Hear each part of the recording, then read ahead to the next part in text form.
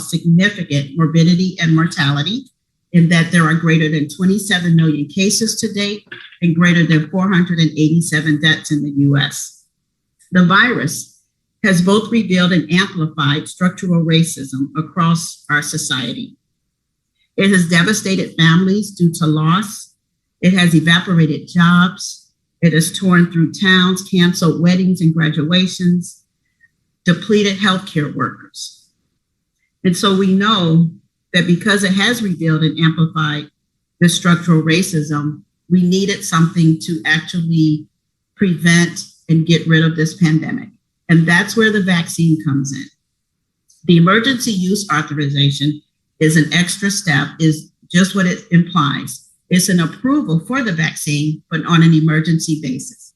Because as a reminder, African Americans and Hispanics are 2.7 times more likely to die from the virus. Native Americans, 2.6 more likely to die, and Hawaiian and Pacific Islanders, 2.3 times more likely to die from the coronavirus. So when you ask that question, why is there an emergency use authorization needed for the vaccine?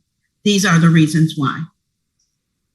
So when we look at the beginning of the vaccine development, we can look at all the people that were actually involved from the vaccine development through giving advice to our President Biden. Let's start with Dr. Kizzmekia Corbett.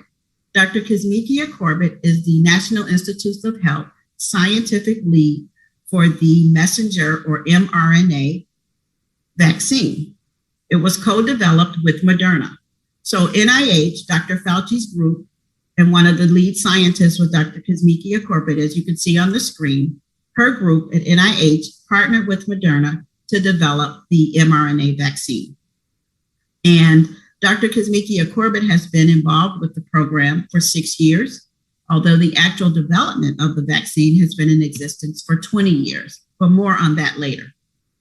We also know that there are 37% and 23% persons of color included in the coronavirus vaccine trials of Moderna and Pfizer, respectively.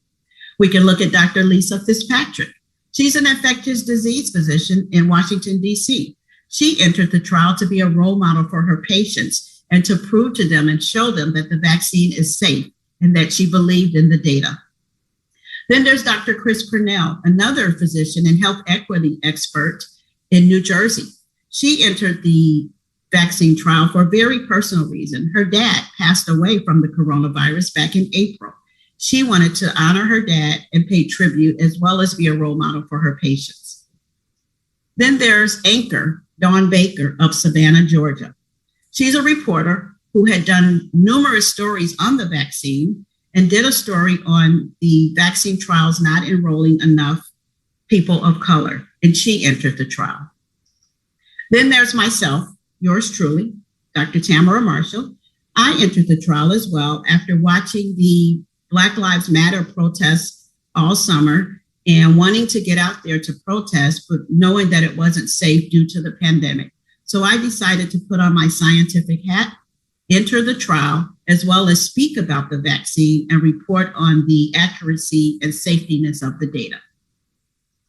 And then there's your very own Pastor Carlton Francis, who entered the Moderna trial so that he can also show that Black men can positively be a role model, as well as present to you sound scientific data and safety. Now, after the development of the vaccine, after the enrollment of the phase 3 clinical trial, the next step is where we get the emergency use authorization approval, and that's with the FDA. So on the FDA special committee of both Pfizer and Moderna vaccines were Dr. Avetta Fuller, a virologist from the University of Michigan, Dr. James Hildreth, the president of Meharry Medical College. Both of these physicians were instrumental in voting and looking at the data and giving their comments and asking questions regarding the safetiness and the effectiveness of both vaccines.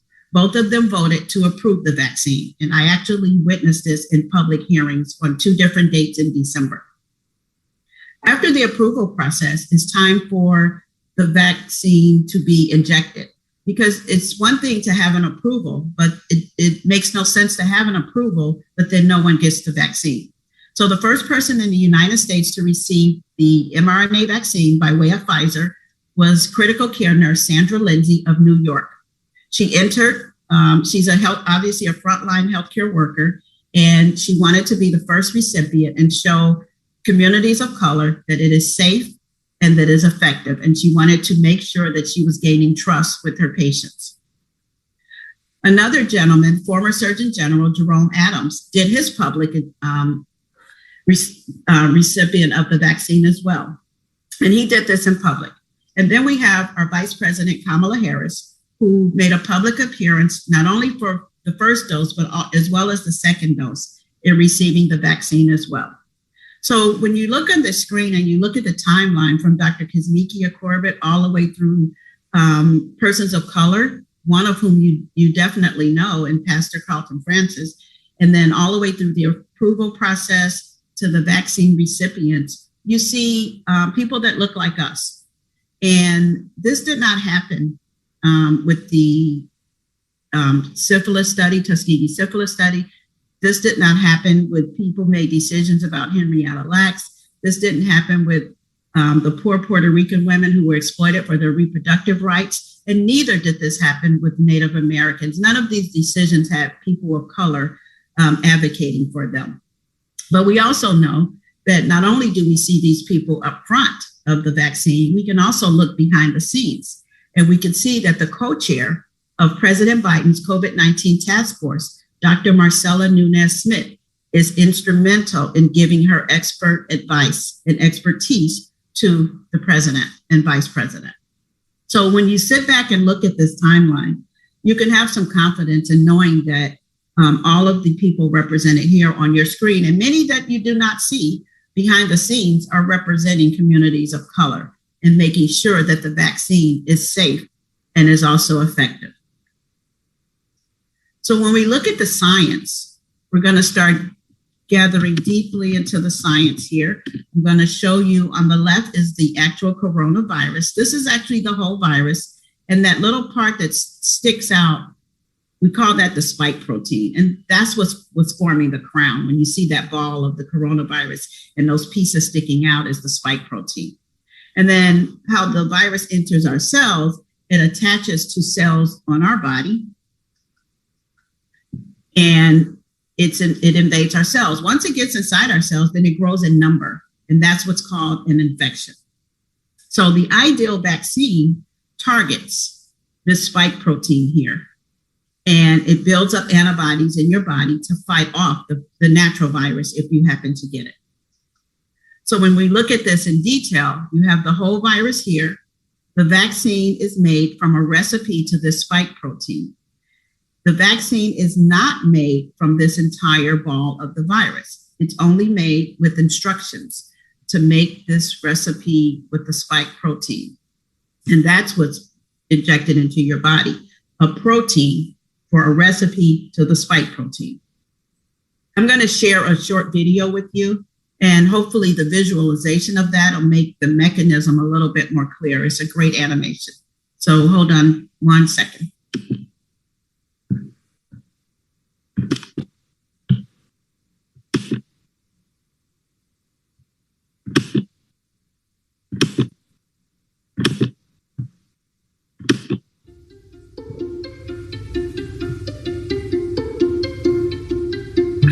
It all started with isolation of the virus from an infected patient in China. The coronavirus was sequenced and its genetic information was uploaded to a public database. Working together, scientists at the NIH and Moderna identified the sequence for a key protein on the surface of the virus called the spike protein as a good vaccine candidate. The instructions for making the spike protein were then encoded into an instruction molecule called mRNA, which could be administered directly to patients as a vaccine. The vaccine is injected just like other vaccines. The mRNA is taken to immune cells where it instructs cells to make copies of the spike protein as if the cells had been infected by the coronavirus. Other immune cells, shown here as red and orange figures, are then able to learn about the spike protein and develop ways to protect the person if they ever come into contact with the actual coronavirus. What makes this approach different is that you don't need to make the virus itself to make a vaccine, a time-consuming and intensive process. Instead, you use the information from the virus and administer the information directly to the patient. Essentially, the patient makes their own vaccine. This cuts out the middleman. Using this approach, NIH and Moderna were able to go from sequence to a vaccine ready for human testing in record time, just 42 days.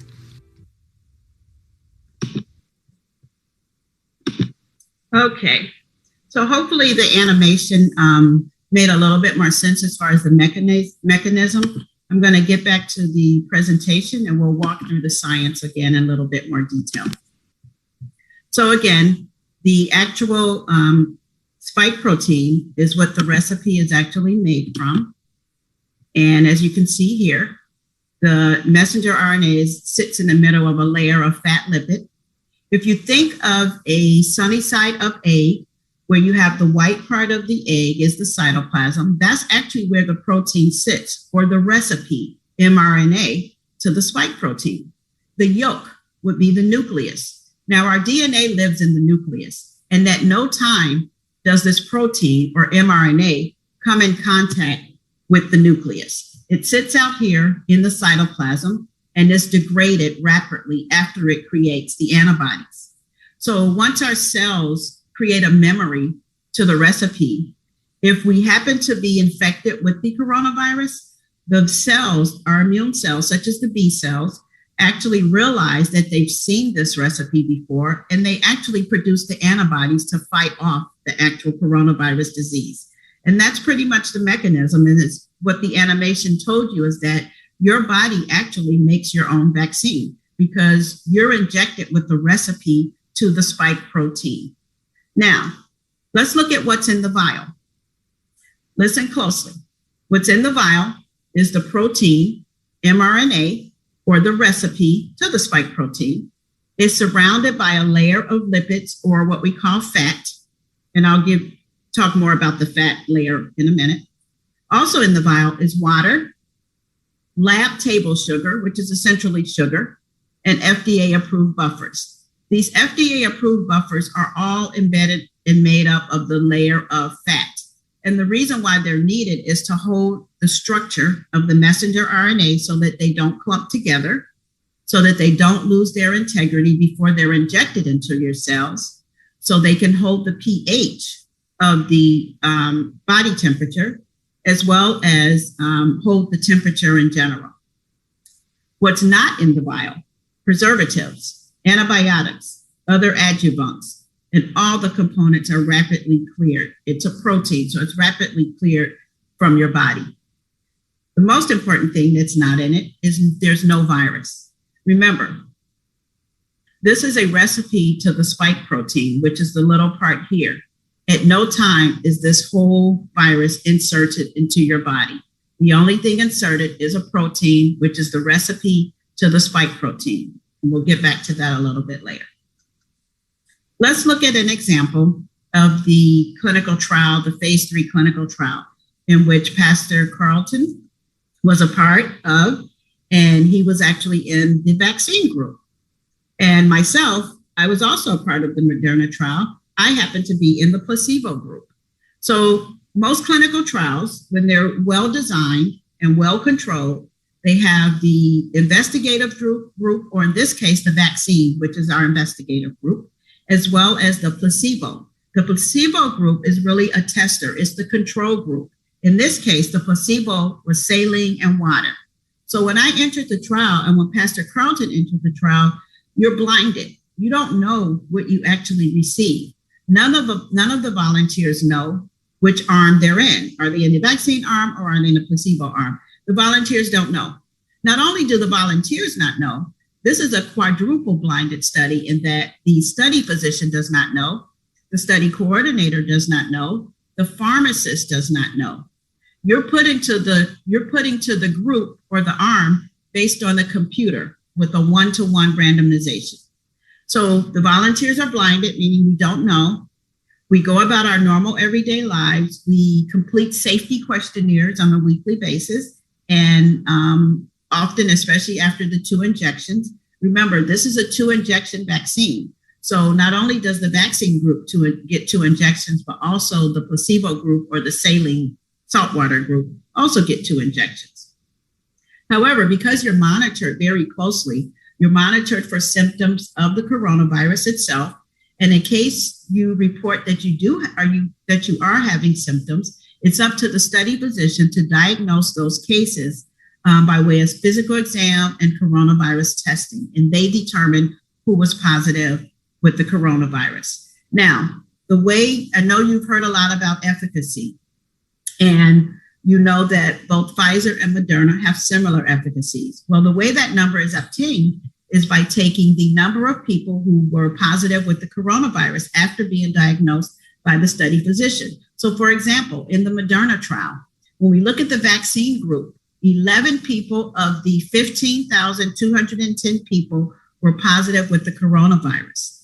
Now, when we go down here to the placebo group, this is the saline or saltwater group, 185 people of the 15,210 people were positive with the coronavirus. So how do we get the efficacy? Well, we take the total number of people positive by adding the placebo group to the vaccine group. That's 196. And we divide the placebo group of 185 because they were positive, they did not have the vaccine, by that total. And we get a 94%, which is up here. So what that means for the Moderna trial is that if 100 people receive the messenger RNA vaccine, 94 of them would be protected from serious disease. Now, let's look closely at this 185 people in the placebo group who were positive. We know that 30% of these 185 people had a severe case of the coronavirus. That means they were hospitalized, and there was 1 death. Remember, this is the group that did not receive the vaccine. This is the group that received the saline and the salt water. Now, when we look at the vaccine group, there were 11 people who were positive for the coronavirus out of 15,000. They received the vaccine. There were no severe cases of the 11. None of the 11 were hospitalized, and there were no deaths. So when you look at the efficacy, we know that it was a 94% for Moderna, and for Pfizer, it was 95%. I gave you the example of Moderna. However, Pfizer was pretty similar in that they had 170 total, but remember, they had greater than 40,000 involved in their trial, and they had 162 people in the placebo group. So they had a 95% efficacy rate, and more about that later. Now, let's look at who was in the trial. In the Moderna trial, for example, 30,000 participants, 11,000 people of those 30,000 represented communities of color. There were greater than 6,000 Hispanics and greater than 3,000 African Americans. When we look at this closely, let's look at the vaccine arm. 10% came from African Americans in the vaccine arm. And we can thank Pastor Carlton as being a part of that.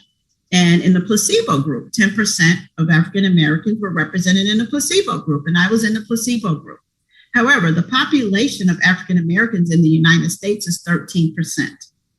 The goal of Moderna was to surpass 13% because African Americans are disproportionately affected by number of cases and number of deaths. So in order to make sure that this vaccine is effective or that it works well in communities of color, you have to enroll people from communities of color. And although Moderna did not reach the 13%, it was a positive. And the reason why it was a positive is because most clinical trials in the United States who enroll African Americans, the average percentage is 5 to 6%.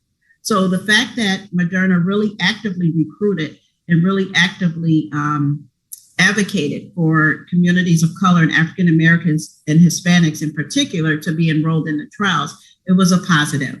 Now, when we look down here at the Hispanic American Latinx community, they were 21% of the messenger RNA or the vaccine group, 21% of the placebo group, and they hit it out of the ballpark. They surpassed the Latinx community population of 16%.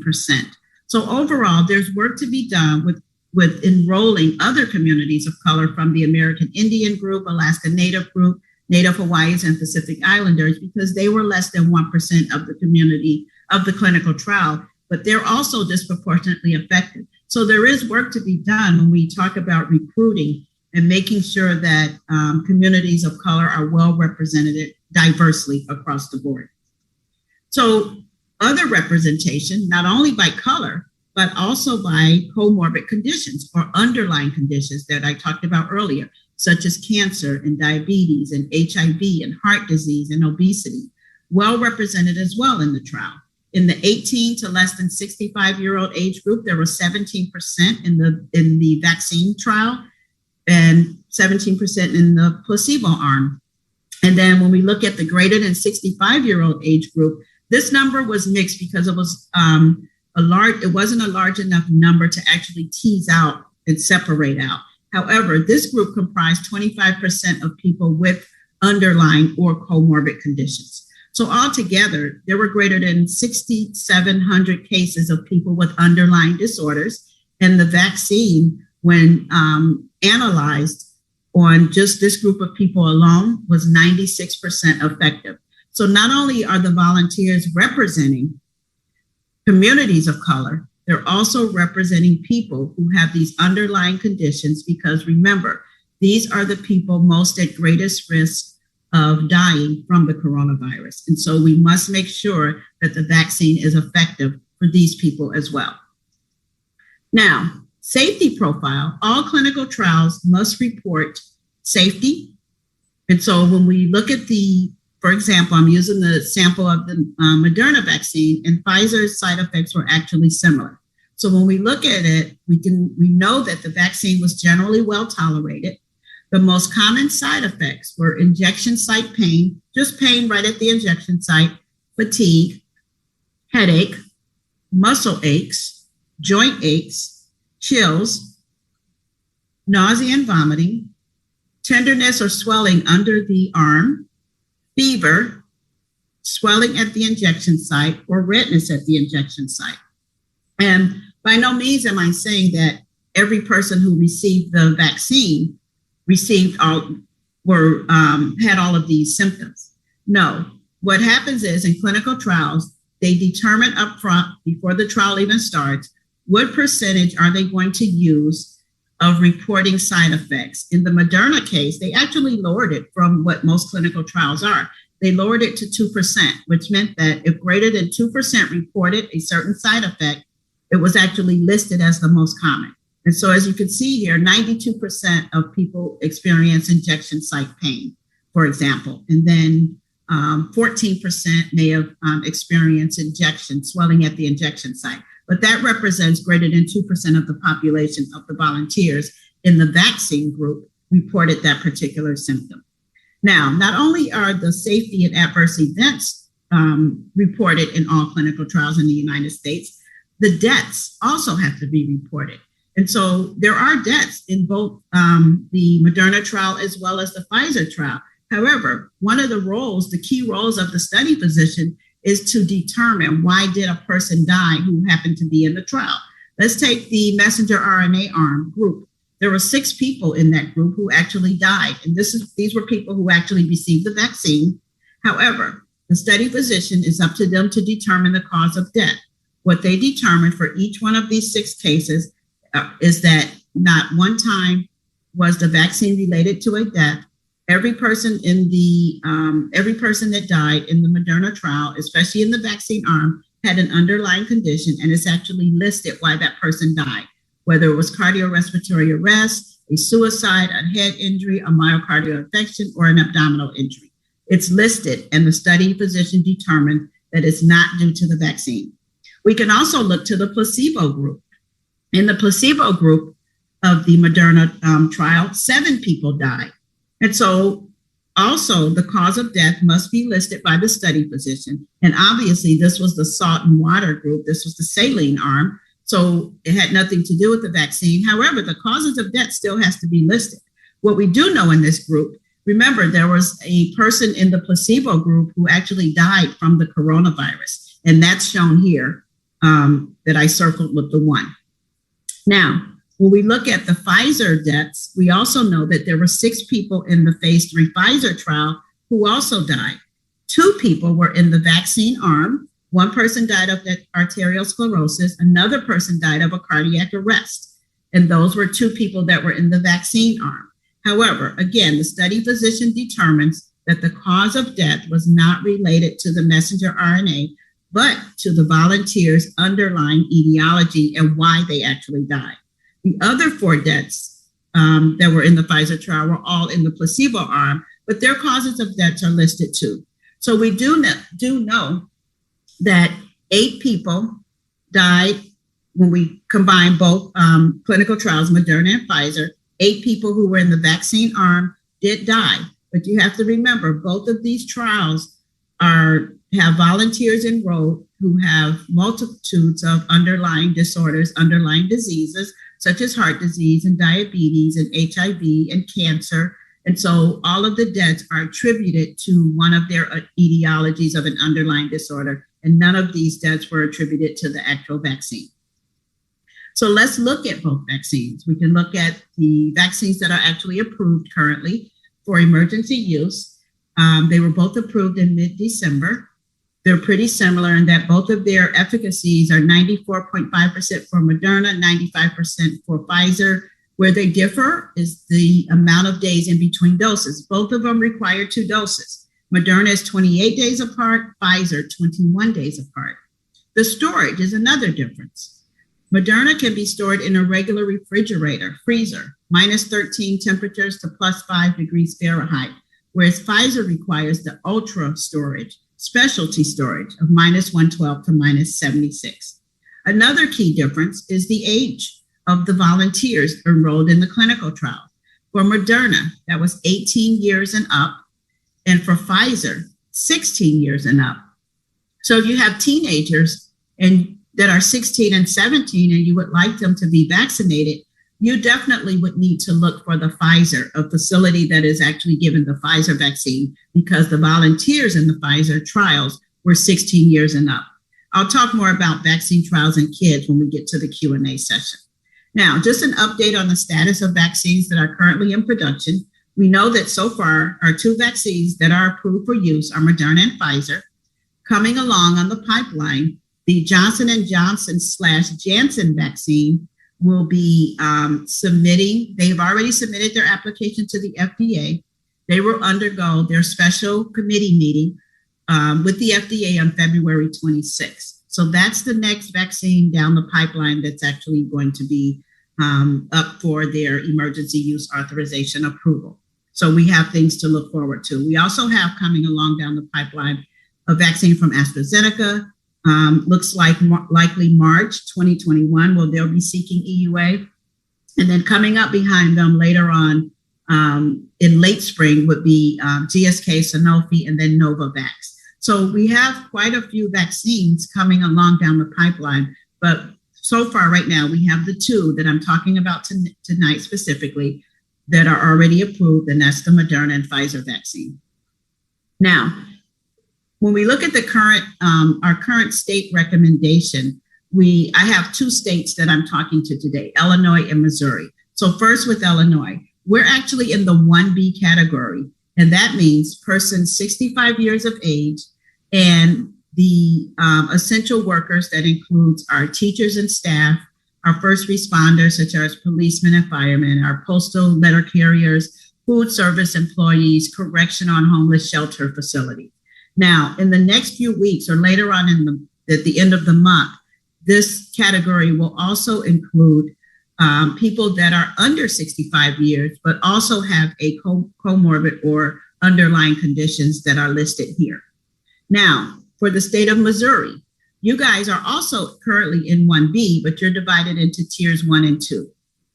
So for tier 1, which you're currently in, this is the category protecting those who keep us safe during an emergency. And you can see here, law enforcement, fire service, emergency management, public health administrators. And then tier 2 would be those who are at increased risk of severe illness. So anyone greater than or equal to 65 years of age, and then any adult that's under the age of 65, so meaning 18 to 65, with any of the following conditions. So both states are currently in similar situations, except that Missouri, you're actually including currently any adult under 65, but also has a comorbid condition. For Illinois, we have to wait a few weeks for that category. So what I recommend is that people start making their plan. Don't wait to the last minute. Get on the phone, get on the internet, and find out how you get registered with your public health department, or you could start with your primary care physician to find out if they are accepting people. You can also go through your local pharmacy. But the main thing is to make a plan and have a plan in your mind for your family member if they fall into this category, or for yourself. You don't want to wait to the last minute. You just want to start implementing your plan of action today. Now, this is the last slide. I'm going to talk about some myths, some disinformation and misinformation. And I want everyone to really pay attention, because your question probably more than likely will be answered. If I haven't hit your question yet, I'll more than likely hit it on this session right here. So the vaccine was created too fast. We hear this a lot. However, there were no steps skipped in the vaccine development. What actually happened was the development of the messenger RNA has been going on for the past 20 years. For the past 6 years, I pointed out that Dr. Kizzmekia Corbett has been involved at the NIH with the development of the mRNA. So when China released the genetic code, the technique and the development was already in place. All Moderna and Pfizer had to do was put that genetic code into their system, to their already advanced technology, and create the actual specific vaccine to the SARS-CoV-2 spike protein. And so no steps were skipped. All phases of clinical trials were completed, meaning phase 1, phase 2, and phase 3. All the safety data and the efficacy was approved by the FDA. And remember, this is the emergency use approval. This isn't a regular approval that we would get, for like the flu vaccine or the MMR vaccine. Because it's an emergency use, it did not go through marketing and advertising, which is one of the things that takes a longer time for a regular approval. This was an emergency use because of the pandemic. And I'm going to hit these next 3 questions together, because we talked about what was in the virus, what was in the vaccine rather, and then the vial.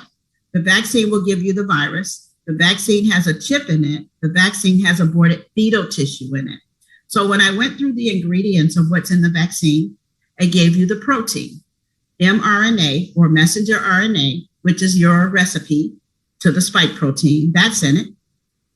I also gave you water, sugar, the lipid fat particle that surrounds the messenger RNA, and that protects the pH, it protects the temperature, and it protects the structure. What I did not say was that it comprised any type of the virus, because it doesn't. It only has the protein or the instructions to the messenger RNA. It also does not have fetal tissue in it. There's no chip in it at all either. There's no preservatives, no antibiotics, no adjuvants. And remember, both of these viruses have to be refrigerated at certain temperatures. So when you think about refrigeration and think of your food, what's in your refrigerator? Things that will go bad, like your fruits and vegetables.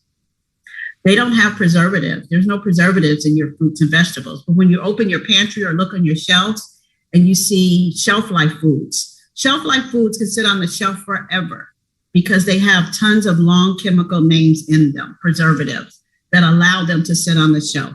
These vaccines can't sit on the shelf. They don't have preservatives in them. And so, again, I'll say it again, there's no virus in the vaccine, there's no chip in the vaccine, and there's no aborted fetal tissue in the vaccine. Another question, people with autoimmune diseases should not take it. That's incorrect, because the current CDC recommendation, and in agreement with all the scientific experts, is that the benefits of the vaccine outweigh the risk of a person with an autoimmune disease or on immunosuppressant drugs for cancer. The benefits of the vaccine outweigh the risk of you getting the coronavirus. Meaning, if a person with an underlying condition of an autoimmune disease, such as cancer, or someone on immunosuppressant drugs, it's deemed that the risk of coronavirus is far worse to your mortality and having a serious disease or even dying. So the benefit is much greater of taking the vaccine. Another myth, I won't need the vaccine since I already had coronavirus. That's also incorrect, and that's not the current recommendation. The current recommendation is people who have had natural coronavirus disease should wait about 3 to 5 months, but still receive the vaccine because your antibodies from the natural disease will not last forever. They're going to wane, and then that's going to make you, again, available to actually to be reinfected with the coronavirus. And there has been cases out there where people have gotten the coronavirus a couple of times. And now that we've been almost greater than a year into the coronavirus, there's time that where people's antibodies have actually waned and they can actually get the vaccine. So yes, it is a recommendation that if you've had the coronavirus, you can get the vaccine, and it's recommended that you get the vaccine. People with allergies should not receive it. That's not the recommendation as well.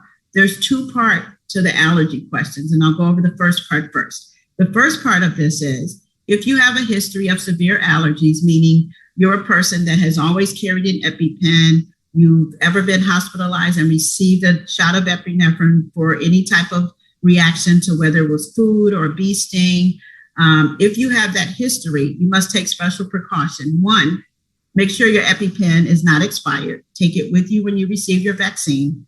And I always say, make sure that you alert the clinical staff where you're receiving the vaccine, that you're a person who has a history of allergies, you have your EpiPen with you, and that the main thing is you have to be monitored greater than 30 minutes. You have to be monitored after you receive the vaccine, greater than 30 minutes. So people with allergies can receive the vaccine with special precaution. The second part of this question is, if a person, no matter whether they had a history or not, but if they received dose 1 and they experienced a severe reaction where they were hospitalized, where they were given epinephrine, they do not receive dose 2. I'm going to repeat that.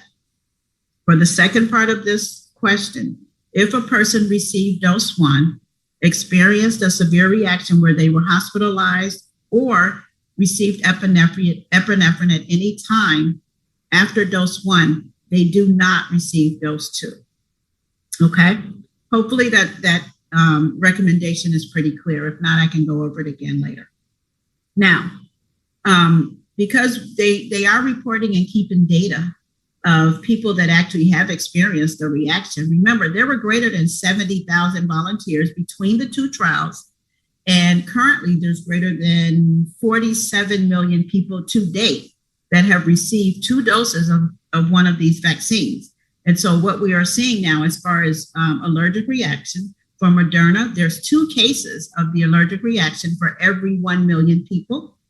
And for Pfizer, there's 6 cases of allergic reaction for every 1 million people. So although it's a rare event, it does occur. You should know that it occurs, especially if you're a person who has a history of reactions. However, I deal in medicine, we deal in science, and we always weigh the benefits versus the risk. You don't know what the coronavirus natural disease will do for your body. And so again, the vaccine benefit outweighs the risk of getting the coronavirus and ending up maybe in the hospital on a ventilator. And that's really where we are with weighing benefits and risk when you're talking about whether you have an autoimmune disease or whether or not you're a person who suffered from allergies. We'll move on. The vaccine is causing life-threatening side effects in people. That's incorrect. And I'm going to talk about my side effects at the end of this Q&A, and I'm going to have Pastor Carlton talk about his side effects. I went over with you the data, the safety data, and the side effects. And what I went over with you are the same for Pfizer as well as Moderna. And those are not life-threatening side effects. Those are many common side effects that you would get with any vaccine. Will the vaccine work on new strains? Currently, the scientific experts say the vaccine currently will work on the new strains. However, it's not going to work at the same 94%, 95% effective rate. And so the companies are continually testing all of the new strains against the vaccine. And one thing they do say is, As long as we prevent and we keep preventing the spread, we can prevent the mutation. But viruses, especially RNA viruses, they spread and they mutate. And the reason why they mutate is because there's so many people with the disease spreading the disease. So one of the things that we can do to control the new strains is prevent the coronavirus. We can do that by all of the mitigative measures that we've been doing: washing hands, wearing masks, keeping a safe distance, not gathering in groups, and getting vaccinated. That's how we can actually control the strains. But currently, the vaccine is said to be effective against the new strains, but not at the same effectivity rate of 94, 95%. The effective rate may be somewhere in the 60s. Will the vaccine keep me from infecting others? No. Currently, the data does not show that. The companies are continuing to analyze the data. The goals of both of the Moderna and the Pfizer was to prevent serious disease. And they did that very well, 94%, 95% effectively. They prevent serious disease. However, what they do not show so far is that a person with coronavirus who had the vaccine it does not show that they don't transmit the disease. And that's data that they'll continually look for and continue to test. Because remember, the more people get vaccinated, the more data they have to look at, and the more time that goes by, the more answers we'll have to all of these questions. How long does the vaccine last? Again, right now, Moderna's saying 1 year, but the longer time goes on, the more data can be analyzed, especially with the numbers of people that are actually being vaccinated. Kids won't need to get vaccinated. Currently, that's not true. Kids just completed enrollment. And when I say kids, for the Pfizer group, that's 12 to 15. And for Moderna, that's 12 to 17. Enrollment into the clinical trials have been completed with children for both companies. And they're currently being studied with the vaccine. And it's typical the way trials work, whether it's for a medicine or a vaccine in the United States, is that the trials are done with adults first. The safety is checked out, the effectiveness, and once they're deemed to be safe and effective, special populations are enrolled in clinical trials. And by special populations, I mean children and pregnant women. So currently, kids have been enrolled in Moderna and Pfizer's clinical trial, and pregnant women have been enrolled in clinical trials. So again, we'll have those answers very soon. But kids will need to get vaccinated. This is a new myth that actually I came upon recently. A lot of communities of color think that they don't believe the number of death, that greater than 487,000 number that I gave to you at the beginning. Currently, those are the number of deaths today. There's a rumor out there that most of these deaths were caused by tuberculosis. However, that's not true. We have never been the lowest in terms of our rates of tuberculosis in the United States since 1953. Every year, the rates of tuberculosis cases decreases, not increases. And then it doesn't make really that much sense, because if we had this many deaths from tuberculosis, that would be another pandemic. That would be a tuberculosis pandemic, and we would know about that, right?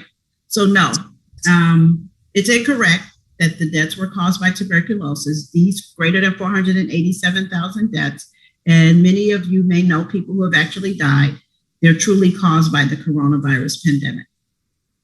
Does it cause Bell's palsy?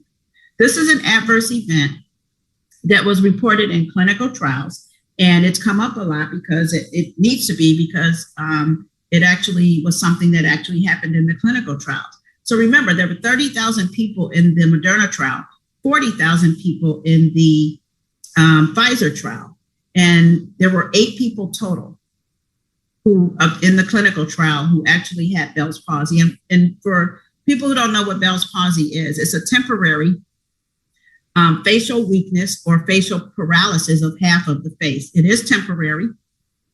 Most of the time it is caused by a virus. It's rare, but it occurs outside of any type of vaccine trial, any type of clinical trial.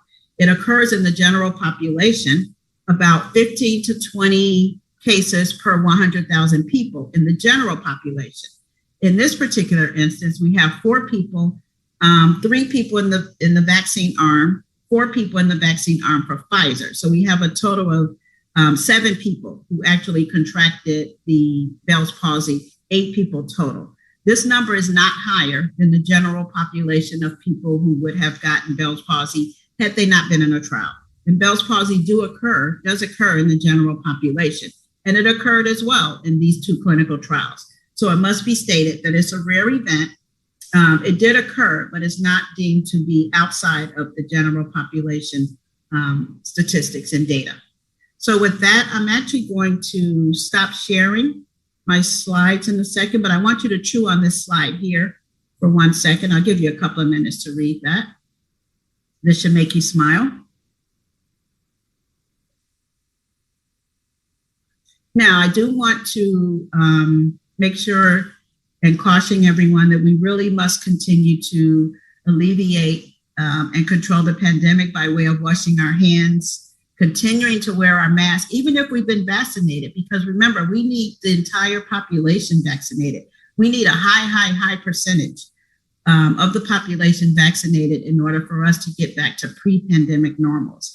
Be patient. This will actually happen. We're making great steps. There is light at the end of the tunnel, but we must continue to do the other mitigating factions, washing our hands, wearing our masks, keeping our distance, not gathering in large crowds. And hopefully with the information that I've provided for you, that you have enough information to make a decision for yourselves and for your family.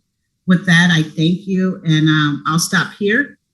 I'm going to ask Pastor Carlton to share his experience in the clinical trial, including giving what his side effects were, and I'll give mine as well. Thank you for listening. Thank you.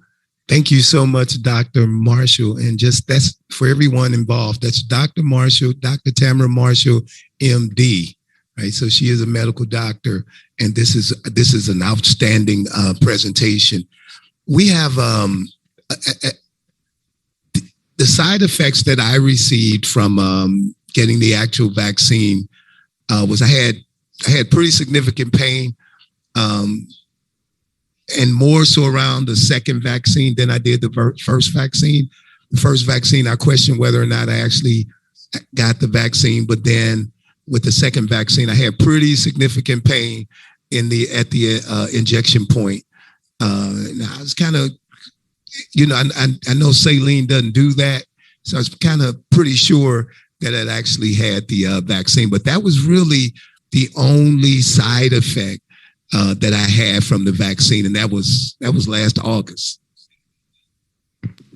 Okay, so it's really rare that you have 2 people in one presentation who were actually a part of the clinical trial and in different arms. So whereas Pastor Carlton was in the vaccine arm, I was actually in the Moderna trial, but I was in the placebo arm. And I was pretty sure after the first injection that I was in the placebo arm because I had nothing. I had no redness, no pain. And then I was most certainly sure by the second dose.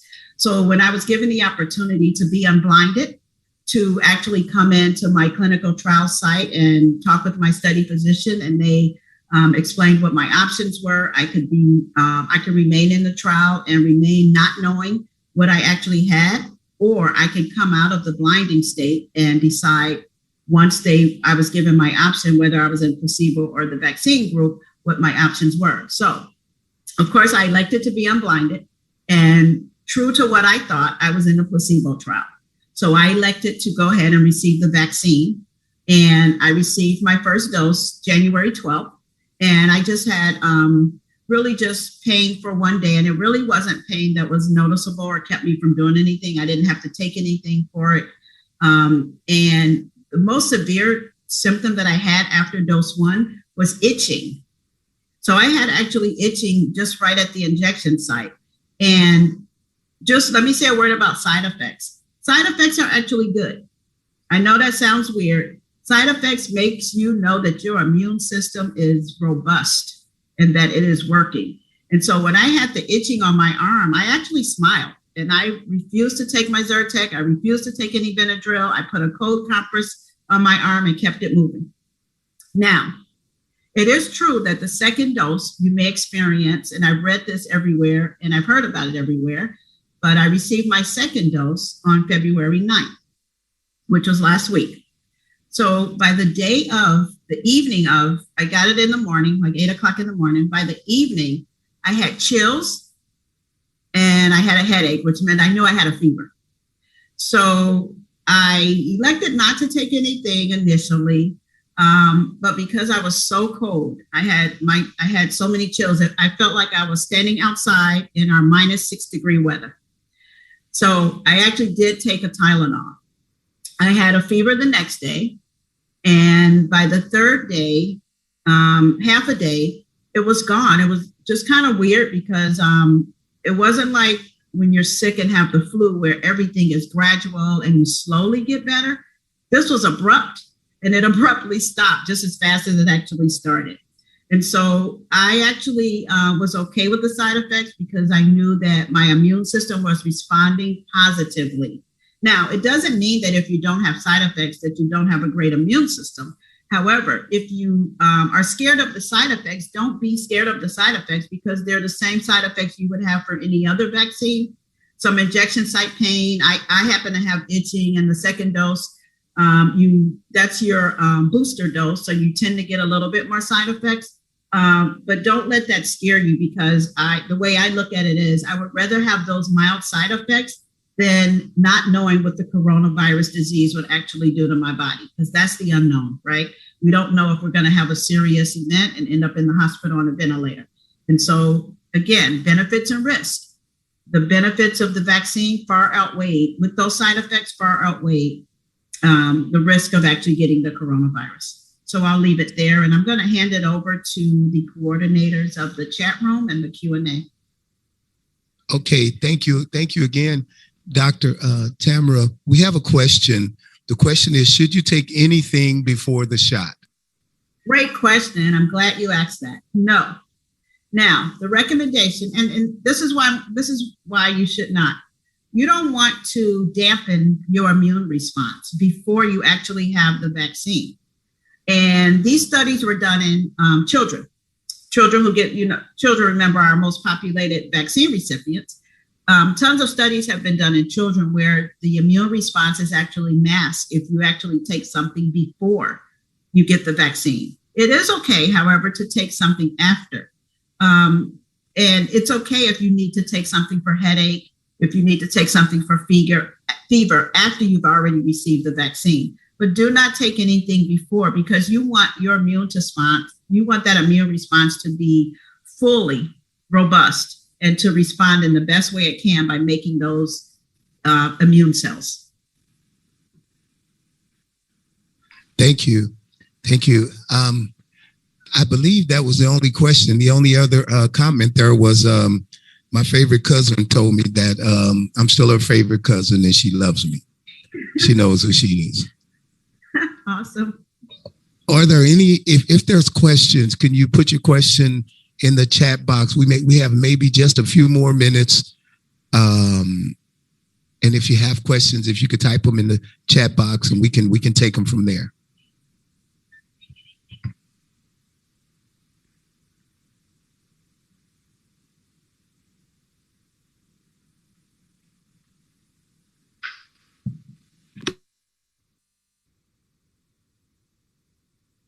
Dr. Tamara, it looks like, as we talked about yesterday, you did an excellent job in answering the questions. At least I know I don't have a chip in my body now. No, you don't, or you don't have the virus in your body. So what I did was hopefully, and I can put it in the chat room, my email address in case people do have some last minute questions or in case they needed to jump off. Feel free to email me at tkmd94@yahoo.com. I will be happy to answer any questions that may have been missed. I'll send my email to Pastor Carlton and he can make sure that he posts, and I'd be happy to answer any questions. Dr. Tamara, thank you. Thank you again on behalf of New Life Empowerment Church, as well as the Lighthouse Church over in Belleville. We want to say thank you. I don't know that we could have done a better job or selected even a panel of individuals to be able to present the level and the quality of information that you've given us on today. I do know that in our communities that there's a lot of hesitancy. I love the way that you addressed that on the front end. I love the way that you let the science dictate for us, even around the timelines, as far as the science is involved, or as the science is concerned. Because I was thinking like 10 years. I read 10 years, and just to think that the science is as old as 20 years old gives me even more comfort. So thank you. Thank you again. Oh my God. I want to thank you for being a participant and advocate for your community, for participating in the trial as well. Like I said, it's rare, and I think your members can take advantage of you being there to actually ask some of these questions too. But I would be happy to also be available to answer any more questions by way of email or just a Q&A session where they just have some questions. But they have you right there at their disposal. You're abreast of the science. You're a scientific expert as well. So I feel confident that they should feel confident in entrusting you with the information as well. Thank you, everybody, for having me tonight. And thank you for listening. All right. God bless you. God bless you, Dr. Tamara. We wish you nothing but Godspeed, God blessings on your life for all that you do. Thank you. Amen. Thank you, everyone. Thank you, everyone, for joining on tonight. God bless you. We'll see you on Sunday morning at 10:30.